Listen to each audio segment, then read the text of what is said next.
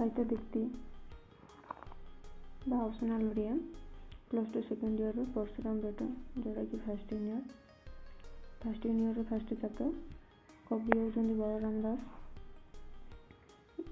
2 mark के question पढ़िया हमें ऑलमोस्ट 1 मार्क के क्वेश्चन आगो क्लास रे कर देछि देखि नथि जदि जानतु देखिबे हमें देरी न करी क्वेश्चन स्टार्ट करदो।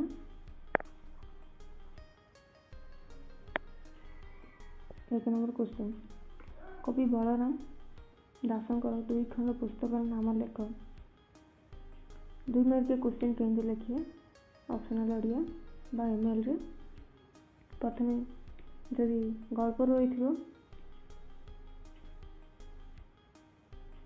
लेखक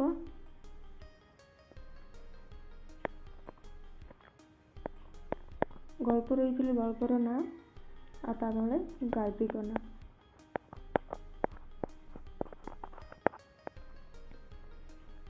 सेपरि एटा होची कवितारू तो प्रथमे कविताटी तापर कविंकर ना एटी कविता होची परशुराम बेट कवि होची बलराम दास।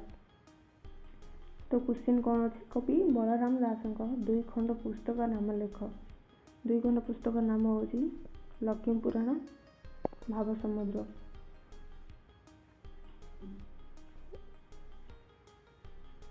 एपर भाव 2 मार्क क्वेश्चन लिखा होता है।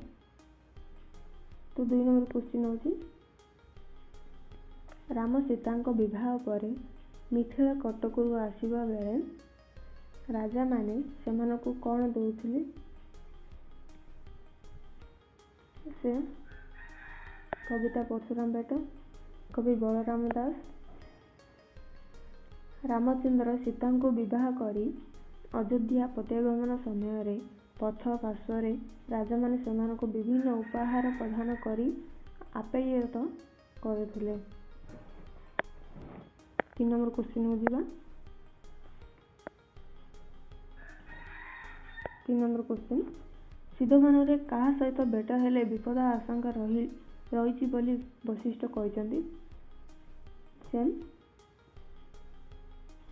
कविता परशुराम बेट कवि बलराम दास। सिद्धवन रे परशुराम सहित बेट हेले विपद आशंका रही बोली वशिष्ठ कहते एपर सर्टकट रे लिखि पारिबो नहले तल दिया देखो महर्षि वशिष्ठ क्षत्रिय दर्प दलन जमदग्नि पुत्र परशुराम सहित सिद्धवन रे बेट हेले विपदर आशंका रही बोली सतर्क बाणी शुणाई। 4 नंबर क्वेश्चन सैन्य सामंत जाही राजा दशरथ को कौन कही सेम कविता परशुराम बेट कवि बलराम दास। पणयकारी अनल सदृश भयंकर सूर्यतम तेजीयान परशुराम आगमन रे सैन्य माने अतिमात्रा रे भयभीत होई परशुराम पथरोध रखिबाकू दशरथ को अनुनय करिथिले। तो next question 5 number question Parshuram आगमन कथा सुनी राजा दशरथ को कौन होइथिला सेम मेरी लिखिनी लिखिबो कविता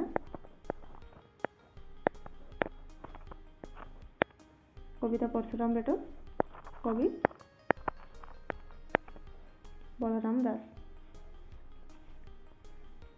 तापर आंसर लिखिबो परशुराम का आगमन संवाद पाई राजा दशरथ अस्थायित ईश्वर को सुस्मरण बा चरण करी दुख अवसाद मनरे वशिष्ठ को सखा विकलित कंठरे समुचित परामर्श पाई प्रार्थना करथिले। Next question 6 number Parshuram Parshuram केଉं मुद्रारे बसिथिले एवं कि प्रकार बाध्य शुणी क्रोधित होइथिले? सेम कविता परशुराम बेट कवि बलराम दास। परशुराम ध्यान मुद्रारे बसिबा समय वीरत्व बाध्य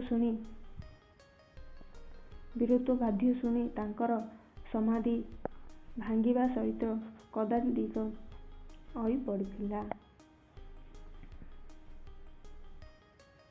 7 नंबर क्वेश्चन परशुराम तांको शरीर रे केउं अंगरे नागबंध पिंधिथिले एवं कटिरे कौन परिधान करथिले?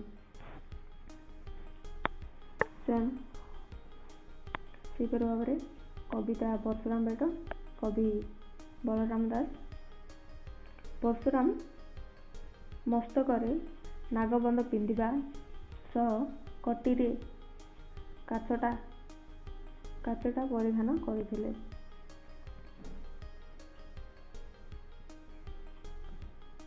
ए चैनल को नुआ कर आसीथिले लाइक एंड सब्सक्राइब करिया सहित नोटिफिकेशन ऑन करतु जद्वारा वीडियो अपलोड करिया द्वारा आपण मानकु प्रथमे नोटिफिकेशन पळेबो। तुम सांग मानक सहित मध्य शेयर करंतु जद्वारा तांकर मध्य हेल्पफुल होई पारिबो। 8 नंबर क्वेश्चन परशुराम तांको बाम और दक्षिण हस्तरे कौन कौन धारण करथिले? सेम कविता परशुराम बेट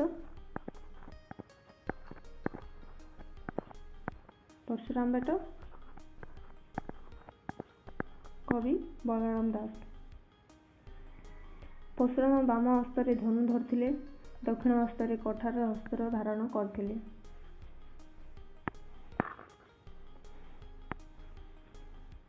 9 नंबर क्वेश्चन परशुराम काहार नंदन थिले और केउं कुल मंडल करथिले? सेम कविता परशुराम बेट कवि बलराम दास।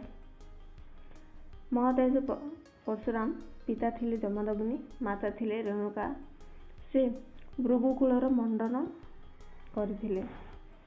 भृगुकुल आम ऑलमोस्ट एमसीक्यू रे डिस्कशन कर देचे बस प्रथम कविता लिखिए कवि लिखिए आम जहाँ एक मार्क डिस्कशन करथिले ताहा एटी सब अच्छी एमसीक्यू जदि देखिन टिके देखिए। आमर आज लास्ट क्वेश्चन मेरु ही गोरु एवं वज्र उ आंट कहा विषय कह जायछि एवं किए कहते? कविता परशुराम बेट कवि बलराम दास।